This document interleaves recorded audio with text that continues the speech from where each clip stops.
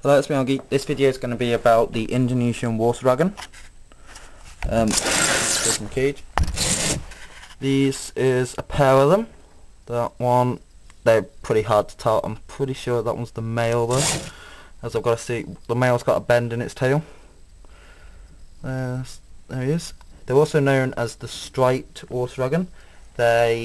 These are pretty much fully grown, and it goes all the way down there. They are mainly tail, and it goes down there. They only get to about 18 inches, so they're not the biggest of the lizards. So there they are.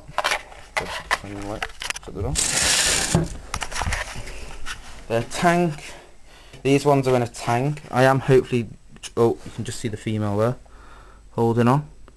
I am hopefully going to get them a flexivarium. It's just I haven't had a chance yet.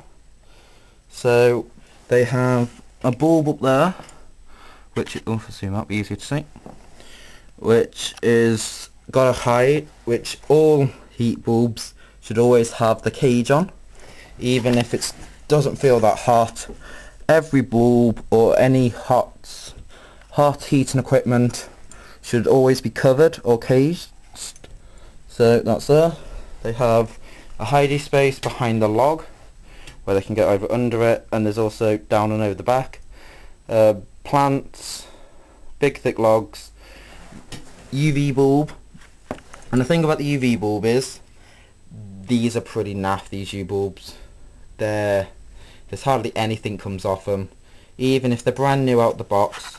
Zoomed is better than Exoterra, as Zoomed bulbs will last about 4 to 6 months, but an Exoterra will only last about 3.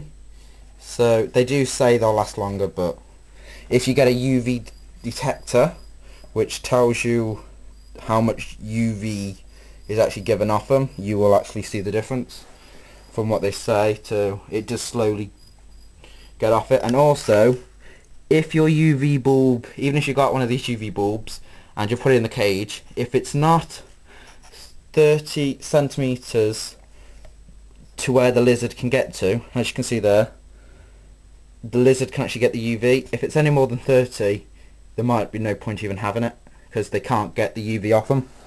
So it's always a good idea on a nice sunny day to take your lizard outside to get natural UV. It's always better than those bulbs. So I am going to invest in getting the sun glow bulbs, which give off the heat and the UV, but the only problem is they're like 40 quid a bulb.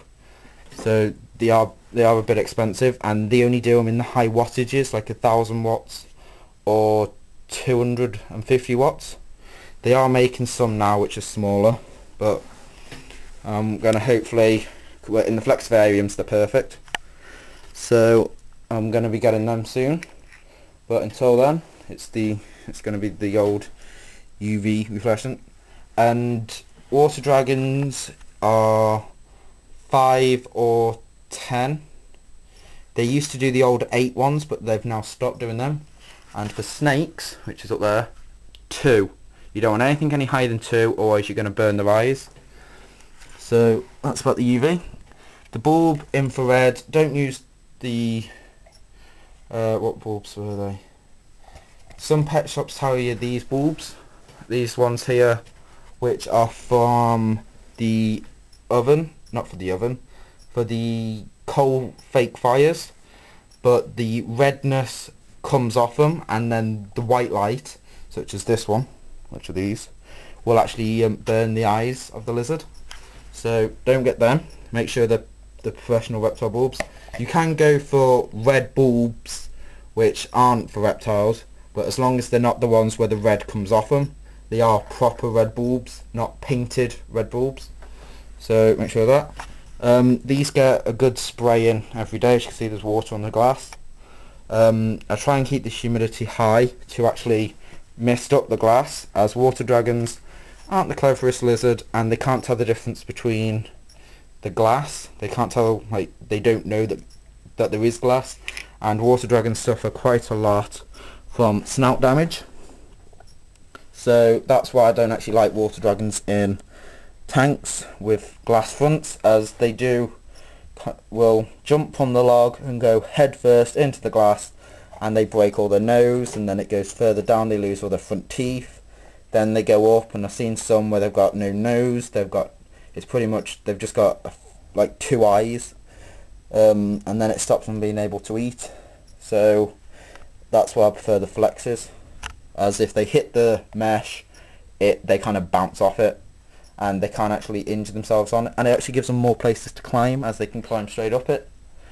So that's them. These are actually quite flighty. They are hiding lizards. So normally if I come in the morning, they're draped all over the logs. As soon as they see me, they're off. So that's it. They're pretty easy to look after. I haven't actually seen that many of them. I only saw them in the pet shop, and then I thought, oh, they're there. I've got the money in my pocket. I have to have them. They are quite nice looking lizards. They look a bit like the brown basilisk, and they've got the toe, which all the waterbugs have. They're not very good for handling. The one's calm, which I think is the male, and the female's a bit bitey, and she's doing the best job to hide. You can just see her head there. There's not that much information about these on the internet, so I've tried to do the best I can. The pet shop says it's just like the Chinese, so that's what I'm doing now. The next ones I'm going to go for are the Australian water dragons. The only problem is they are expensive. The Chinese are the cheapest, then you have these, and then you have the Australian, and I don't think there was any more. The Indonesian, the Chinese, and the Australian, but I'm not sure though. But as long as you've got enough foliage, they're pretty good. So that's my new Indonesian water dragons, and hopefully when they get a bit bigger, I'll have little baby Indonesian water dragons running around. So there you go. So bye.